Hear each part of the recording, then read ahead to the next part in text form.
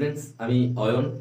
আজকে class 10-এর physical সায়েন্সের একটি ইম্পর্টেন্ট চ্যাপ্টারের অর্থাৎ গ্যাসের আচরণের একটি সূত্র অর্থাৎ বয়েলস ল, সেটা আমরা কিন্তু বুঝে নেব। ঠিক আছে, খুব ইম্পর্টেন্ট একটা রুল যেটা পরীক্ষায় প্রায় আসে এবং সেখান থেকে অনেক ম্যাথ ক্যালকুলেশন দেয়, সেইগুলো আমরা কিন্তু করব। ঠিক আছে, আজকে বুঝে নিই আমরা কীভাবে বয়েলস লটা হচ্ছে। তো এখানে দেখতে পাচ্ছ যে আমি দুটো পিস্টন আগে থেকে এঁকে রেখেছি। ঠিক আছে, এই পিস্টনের মধ্যে আমি কি গ্যাস রেখেছি। ঠিক আছে, তো এই গ্যাস রেখেছি, আমরা জানি যে তরল এবং গ্যাসের যে পাত্রেই রাখি না কেন সেই পাত্রের কি হয়, আয়তনটা থাকবে। পাত্রের যে আয়তন হয়ে থাকে, তো এখানে গ্যাসেরও সেই আয়তনটাই হচ্ছে। ঠিক আছে, তো বিজ্ঞানী বয়েলস কি বলছে, বলছে যদি আমরা এখানে উষ্ণতাকে টি দিয়ে লিখছি, উষ্ণতা স্থির রাখি। স্থির মানে হচ্ছে, স্থির মানে একটুখানি বুঝে নাও, ধরো আমি উষ্ণতা এখানে রাখছি 30 ডিগ্রি সেন্টিগ্রেড। ঠিক আছে, তো এই উষ্ণতাটা কিন্তু শেষ পর্যন্ত থাকবে, সেই জন্য এটাকে আমরা স্থির উষ্ণতা বলছি।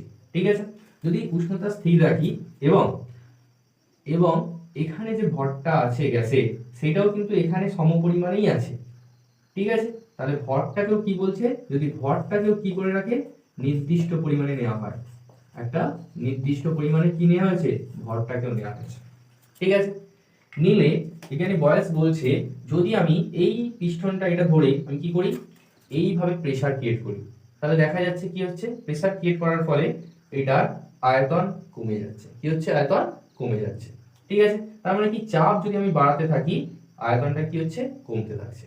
তার মানে এখানে বয়েলস সূত্রে কি বলছে, স্থির উষ্ণতায় নির্দিষ্ট ভরের গ্যাসের আয়তন, যে গ্যাসের আয়তন এই গ্যাসটারই চাপের সঙ্গে ব্যস্তানুপাতে পরিবর্তিত হচ্ছে। কেন ব্যস্তানুপাতে, যদি আমরা চাপ বাড়াই তাহলে কি হবে, আয়তন কমবে।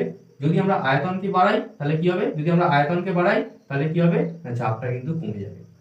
তো এইটাই বিজ্ঞানী বয়েল বলছে, স্থির উষ্ণতায় নির্দিষ্ট ভরের গ্যাসের আয়তন ওই গ্যাসের চাপের সঙ্গে ব্যস্তানুপাতে পরিবর্তিত হয়। তাহলে এটার গাণিতিক রূপ আমরা কি লিখবো, না স্থির উষ্ণতায় নির্দিষ্ট ভরের গ্যাসের আয়তনকে আমরা কি লিখছি, সেটা চাপের সঙ্গে ব্যস্তানুপাতে পরিবর্তিত হচ্ছে। ঠিক আছে, তো এখানে আমরা এই যদি সমানুপাতিকটাকে তুলতে যাই, সমানুপাতিক তুললে একটা ধ্রুবক নিয়ে আসতে হয়। সেই ধ্রুবকটাকে আমরা কি বলছি, এখানে সাম্য ধ্রুবক। কি বলা হয়, সাম্য ধ্রুবক। ঠিক আছে, সাম্য ধ্রুবক। ঠিক আছে, তো এক্ষেত্রে আমরা দেখতে পাচ্ছি পিটা ভাগাকারে আছে, এদিকে নিয়ে এলে PV সমান কে, এটাকে আমরা ধ্রুবক বলছি। এইটাই হচ্ছে আমাদের বয়েলের সূত্রের গাণিতিক রূপ। ঠিক আছে।